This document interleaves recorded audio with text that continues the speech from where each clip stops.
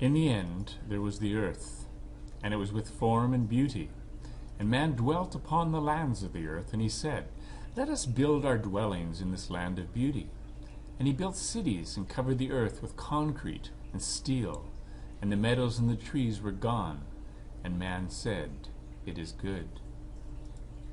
On the second day, man looked upon the waters of the earth, and man said, Let us pour our waste into our waters, and the dirt will be washed away. And man did. And the waters and the rivers and the lakes became polluted and foul in their color and smell, and man said, It is good. On the third day, man looked upon the forests of the earth, and saw that they were beautiful. And man said, Let us cut the timber for our homes, and grind the wood for our use. And man did. And the land became barren, and the trees were gone. And man said, It is good. On the fourth day, man saw that the animals were in abundance, and ran in the fields and played in the sun. And man said, Let us cage these animals for our amusement, and kill them for our sport. And man did. And there were no more animals on the face of the earth. And man said, It is good. On the fifth day, man breathed the air of the earth. And man said, Let us dispose of our wastes in the air, for the wind shall blow them away. And man did. And the air became heavy with smoke and dust. The sun could not be seen, and the winters became long and cold. And man said, It is good.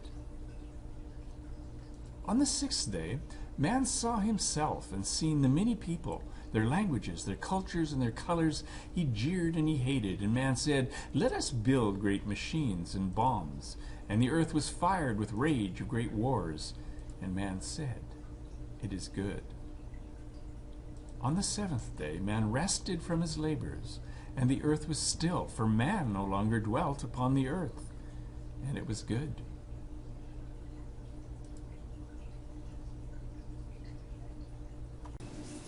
On that rather depressing note, we move on to ecology, probably day one.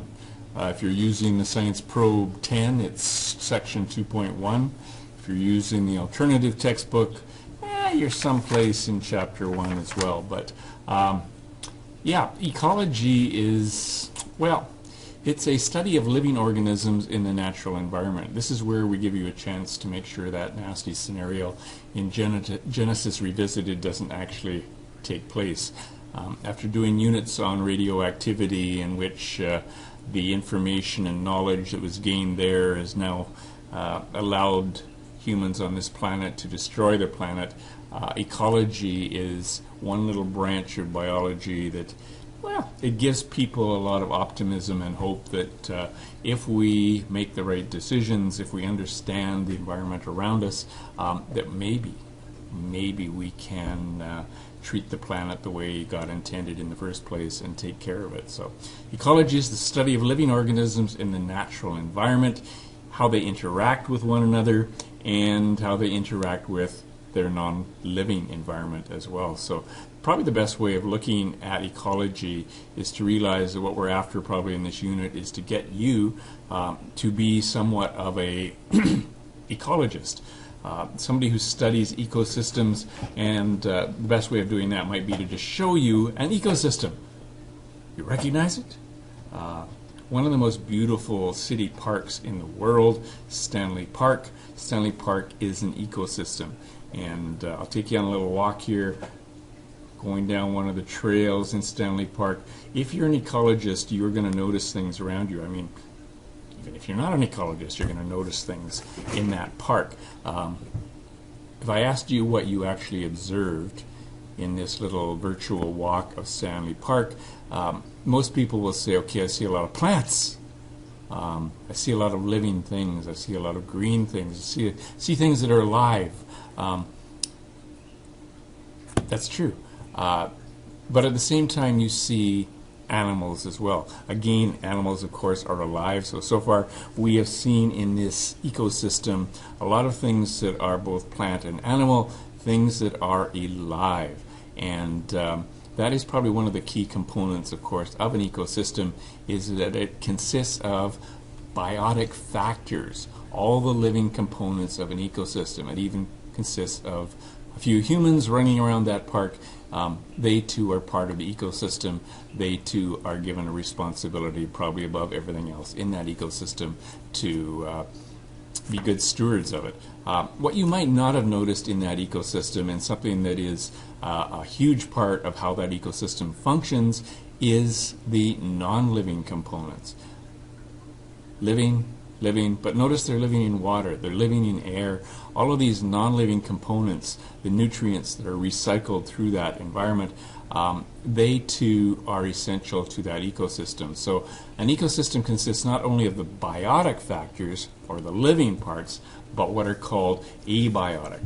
Anytime you see that prefix A in front of a word, what you're really looking at is not biotic. So these are all the non-living components of an ecosystem. You should be able to put together a list, not only a list of these factors, but how they function. So the chief abiotic factor in any ecosystem is the source of energy for all life on the planet, and that of course would be the sun. We have at the bottom, let's say, of every food chain what are called producers. These are the green plants. These producers have the ability to take solar energy and turn it into chemical energy, which then enters the food chains by consumers eating the producers. And without those producers, you are not going to have the next higher level in that food chain, and you're not going to have food webs, you're not going to have life on this planet. So producers are incredibly important, and without the sun, you don't have producers. Obviously, and pretty much equally important. By the way, these would be considered most likely limiting factors in any environment. If you don't have water, you don't have life. If you have an environment in which there is no sunlight allowed to hit the ground, you're not going to get any ground cover growing. So a limiting factor is just something that controls the level of development or life in that particular area. So another abiotic factor is water. Without water, there's no life. But be careful here. We tend to think of water, especially in Vancouver, as just being the kind that falls as rain.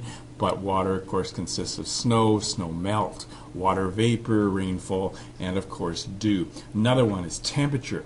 Obviously, this influences the types of plants and animals that you're going to find in any ecosystem. We have I just got back at spring break from Joshua Tree National Forest down in Southern California. Borders on Palm Springs area. Totally different ecosystem than the one I just showed you at Stanley Park. You have obviously Joshua trees.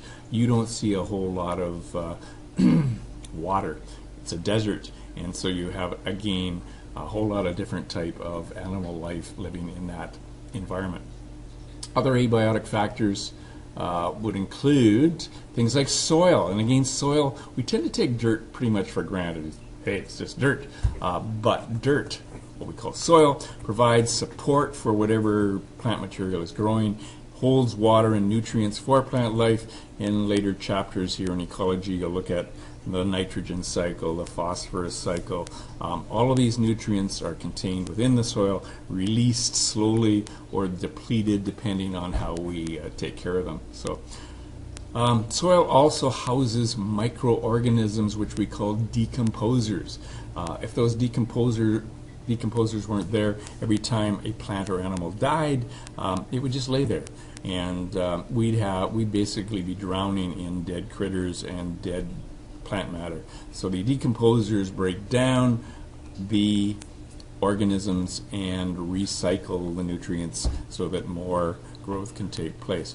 Another one is wind. Again, this modifies the environment by eroding soil, damaging plant life, or dispersing seeds. Very important. And obviously oxygen, an essential respiratory gas. Pollution of waterways leads to decreased concentrations of oxygen and subsequent aquatic deaths. So you've probably been in a lake in BC or along the beach where you've noticed dead fish washed up on the shore. There's a lot of reasons for that, but sometimes it's just due to the organic depletion of oxygen in the water supply. So these again were all abiotic factors. Without those abiotic factors, you don't have the biotic factors. Without both of them, you don't have an ecosystem. So we have, when you look at ecology, different levels of organization. One of the videos you're supposed to be watching from Bozeman Science gets into far more detail on this BABATCO. I bet you can't say BABATCO, but it stands for biosphere, biome, ecosystem, population, community, and organism. So starting with the simplest, if you go backwards, you are an organism who is part of a community which makes up a population that lives in ecosystems. Chances are at this particular moment you're living in a rainforest, which is the biome that we live in, part of a biosphere. So starting at the top, we are part of the biosphere, the global sum of all ecosystems. Biosphere. Biome are the world's major ecosystems, and all of them are limited by climatic conditions, and that usually has an awful lot to do with where they're located on the planet. So when you get into further sections again of this unit, you will become an expert on one of these biomes, and we'll have to find a way for you to present it. At this particular moment, I'm not sure whether there's going to be an oral presentation or some other creative way of you showing off your intellectual skills. So you should try to find where we are. We're right here. See all that nice pink? Temperate evergreen forest. We're not a tropical rainforest, but we definitely have an awful lot of rain. So yeah, that's our particular biome. Moving down the level of organization to ecosystem.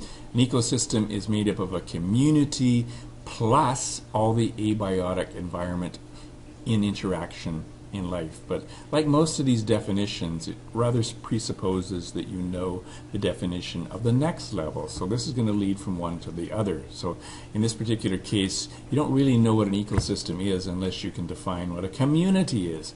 And a community is all the populations of the different species. Okay, the key word here is different species living and interacting in the same ecosystem. So different species, same ecosystem. This particular picture here is an example of a community because you've got a whole bunch of different critters here. You've got a 7-spotted ladybug, you've got all these bean aphids, you've got a red ant down here. They're all taking advantage of the host, the broom plant here. So together they make up a community. They're interacting, providing various materials for each other, and it appears to me that they're actually living in a symbiotic relationship. Fascinating to me actually is that these ladybirds are turning out to be one of the best non-chemical means of killing pests in gardens these days. A lot of people in Canada are making a great business out of actually growing various good bugs that can then help to remove pests without having to use chemicals that do a whole lot of damage. So, by the way, don't be afraid of these fancy Latin terms. Diphagia septum punctata. It's Latin, it's a genus, it's a species. It's just a way of distinguishing all the millions, okay, not millions, well, close to it, hundreds of thousands of different types of beetles we actually have on this planet. We need to make sure we're actually talking about the correct species, right? So when scientists are interacting and talking about ecology, they want to make sure they're actually referring to the same organism. So we always have a genus name and a species name. This is actually far more specific, the genus, than the species name. You are known as a member of Homo sapiens. Homo is the genus, sapiens is the species. Let's move on from community, because we've gone from biome to population to community. So we said all the populations of the different species, but again, here we are having to define what a population is. So notice that we've said in a community we have different species all interacting in the same ecosystem. A population, on the other hand, is a group of organisms of the same species which live in the same habitat at the same time, where they can freely interbreed. So again, they're living in the same habitat, and we'll define that here later. I have put in italics here in green simply the definition of a species. You are a species. You are a group of closely related organisms that can reproduce with one another. You cannot reproduce with pine trees, not that you'd want to, because you are different species. Silly, silly, silly. Okay, population. What do you think comes after population? Organism. That's you, right? So if you want to go backwards, this is actually how your textbook shows it. You start at the organism level, work up to a population, the same species. Now we have a community of different species in that same ecosystem, which collectively make up biomes, and there's many biomes that make up the biosphere. So that's the level of organization, otherwise known and loved as BobbyTalks. Make sure you watch those videos. Yeah, just a quick recap here. An ecosystem is made up of a community of organisms and the non-living environment. The living components of the ecosystem are called biotic factors, and it includes plants, fish, invertebrates, and single-celled organisms. Don't forget the plants, because many of them are microscopic. Many of the animals are single-celled. Many of them are, again, microscopic. The non-living components, or abiotic factors, include the physical and chemical components in the environment: temperature, wind, water, sunlight, and oxygen. They didn't mention soil, but I'll throw it in there. Biotic and abiotic factors influence each other in an always changing balance called dynamic equilibrium. Dynamic equilibrium is good. That's what we're after. So this is some of the vocabulary in this first section.